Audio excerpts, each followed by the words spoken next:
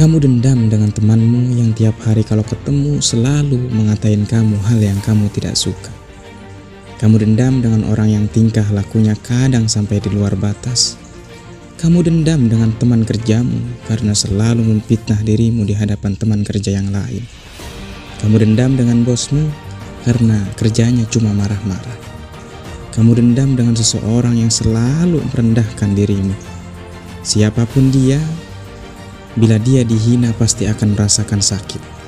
Siapapun dia, bila diremehkan pasti akan marah. Dan siapapun dia, bila mendapat perlakuan yang menyinggung perasaan, pasti ingin membalaskan dendamnya. Ketika kita merasa terusik, ketika ada orang lain yang mulai merendahkan kita, dia menganggap diri kita lemah dan tidak mampu, pasti ada rasa sakit yang terbenam dalam hati. Dan rasa sakit itulah yang membuat kita ingin membalaskan dendam kita.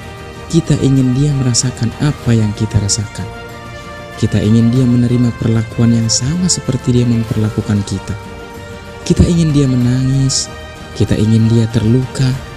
Dia harus merasakan hal yang sama seperti kita. Tapi apakah setelah dendam kita terbalaskan? Setelah keinginan kita membuat dirinya merasakan apa yang kita rasakan terpenuhi, terus kita nantinya akan bahagia? Mungkin iya, tapi sifatnya hanya sementara. Balas dendam dengan cara yang sama hanyalah menutup banyak pintu, menghilangkan banyak kesempatan, mengarahkan pada satu tujuan yang pada akhirnya hanya menghasilkan kepuasan yang semu. Balas dendam dengan hal yang sama dengan apa yang mereka perbuat sama saja membuat kamu tidak lebih baik daripada dia. Ketahuilah bahwa ketika ada orang yang ingin menjatuhkan dirimu, berarti kamu sudah berada di atas mereka. Ketika ada orang yang memfitnah dan suka ngomongin kamu dari belakang, berarti kamu sudah berada di depan mereka. Kalau ada orang yang tidak ingin melihat kamu bahagia, artinya mereka tidak bahagia. Tuhan ingin menguji kita melalui mereka. Tuhan ingin kita belajar melalui hinaan dan cacian yang diberikan oleh mereka. Tuhan ingin kita menjadi manusia hebat dan belajar melalui mereka. Kalau kita melakukan hal yang sama seperti mereka, terus apa bedanya kita dengan mereka? Kalau kita membalaskan perbuatan mereka sama seperti apa yang mereka lakukan, apa bedanya kita dengan orang kebanyakan? Balas dendam itu seperti meminum racun, tapi mengharapkan orang lain yang mati. Nelson Mandela pernah berkata, ketika saya keluar menuju gerbang kebebasan saya tahu jika saya tidak melepaskan kepahitan dan kebencian saya tetap berada di dalam penjara.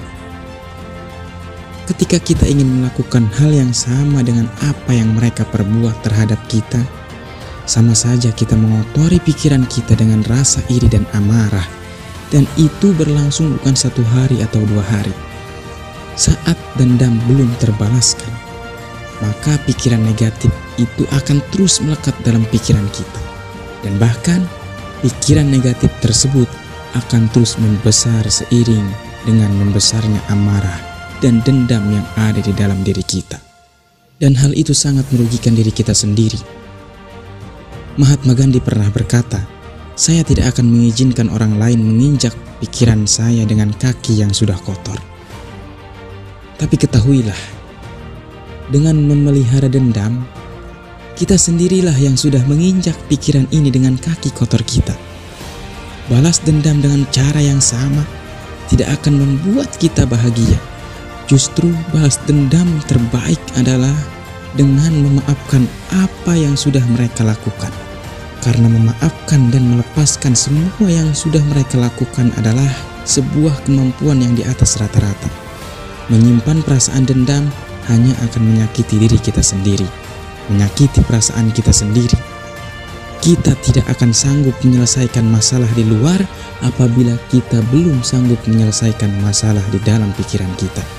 Memang itu tidak mudah karena kita sudah disakiti kadang sampai di luar batas.